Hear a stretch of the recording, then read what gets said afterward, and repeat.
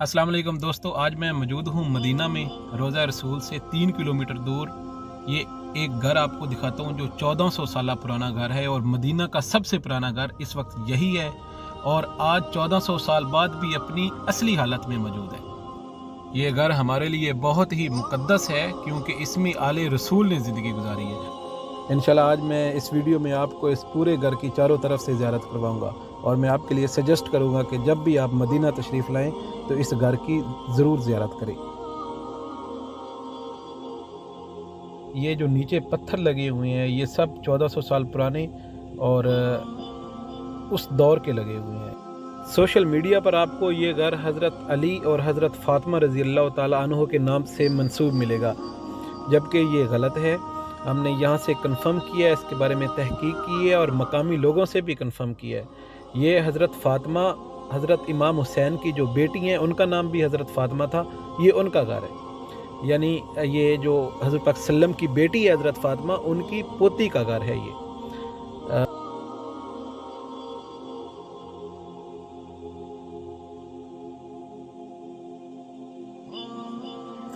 रवायात में आता है कि जब हज़रत इमाम हुसैन अपने ख़ानदान के साथ कूफ़ा की तरफ रवाना हुए तो हज़रत फ़ातिमा जो हज़रत इमाम हुसैन की बेटी थी वो बीमार थी, इसलिए काफ़िले के साथ रवाना ना हो सकी।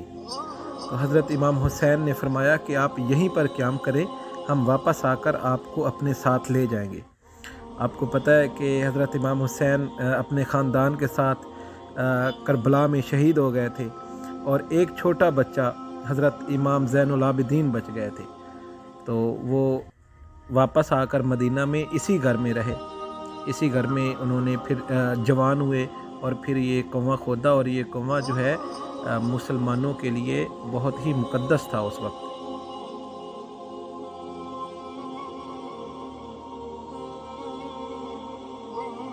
आज भी इस कुएं में पानी मौजूद है, ये अपनी असल हालत में खड़ा है।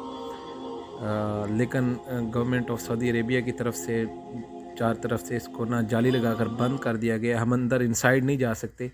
ये इसकी सामने वाली दीवार है और ये सारा घर का अहाता है।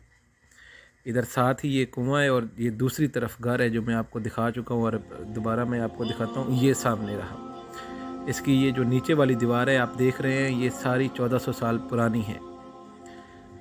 ये सेहन है जहाँ पे हज़रत ज़ैनुल आबिदीन ने अपनी ज़िंदगी गुजारी और ये जगह है जो घोड़ा खड़ा करने की जगह है, स्तबल जिसे आप कह सकते हैं। ये जगह है। हज़रत इमाम हुसैन रज़ी अल्लाह ताला अन्हु इसी घर से गए थे कूफा की तरफ, अपनी बेटी को इसी घर में छोड़ के, क्योंकि उनकी तबीयत ख़राब थी, वो साथ सफ़र नहीं कर सकती थी।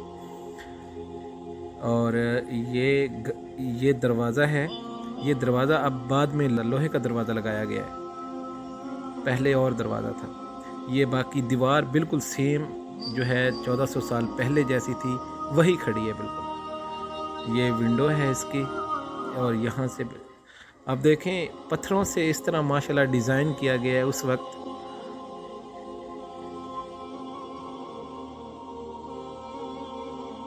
अठासी हिजरी में जब वलीद बिन अब्दुल मलिक ने मस्जिद नबवी की तोसी की तो सैयदना फ़ातिमा रज़ी अल्लाह ताला अन्हो का घर भी मस्जिद नबवी के अहाते में था।